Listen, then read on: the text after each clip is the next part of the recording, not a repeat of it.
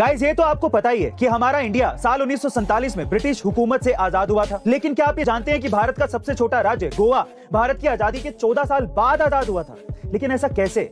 दरअसल सदियों से गोवा पर पोर्टुगल लोगों का राज था और वो किसी भी कीमत पर इसे छोड़ना नहीं चाहते थे। लेकिन साल 1946-47 में जब बंटवारा हो रहा था तब गोवा पर किसी का ध्यान ही नहीं था, सिर्फ एक शख्स को छोड़कर, जिसका नाम था डॉक्टर राम मनोहर लोहिया। जी हाँ गाइस, राम मनोहर लोहिया जी ने ही सबसे पहले गोवा में आजादी की लहर चलाई थी। और कहा यह भी जाता है कि गोवा की आजादी में लता मंगेशकर जी ने भी मदद की थी, जहां उन्होंने बिना फीस के भी अपने शोज किए थे ताकि आंदोलन के लिए पैसे इकट्ठे किए जा सके, जिसका असर फाइनली 1961 में दिखा जब सरकार ने विजय ऑपरेशन चलाकर गोवा को आजाद करा के भारत का अटूट हिस्सा बना दिया। वैसे गाइस, क्या आप इससे पहले तक गोवा का ये हिस्ट्री जानते थे? कमेंट सेक्शन में जरूर लिखेगा और ऐसे अमेजिंग वीडियोस के लिए A2 मोटिवेशन चैनल को सब्सक्राइब कर लीजिएगा, हमें आपके प्यार की जरूरत है।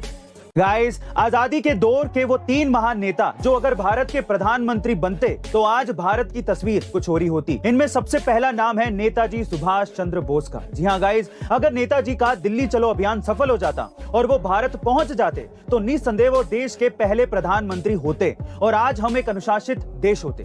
दूसरा नाम है सरदार वल्लभ भाई पटेल का, जिनकी जगह नेहरू जी को प्रधानमंत्री बनाया गया था। लेकिन अगर सरदार जी के पास कुछ 10 साल और होते तो बेशक वो भारत के प्रधानमंत्री बनते और भारत दुनिया में एक मजबूत राष्ट्र होता।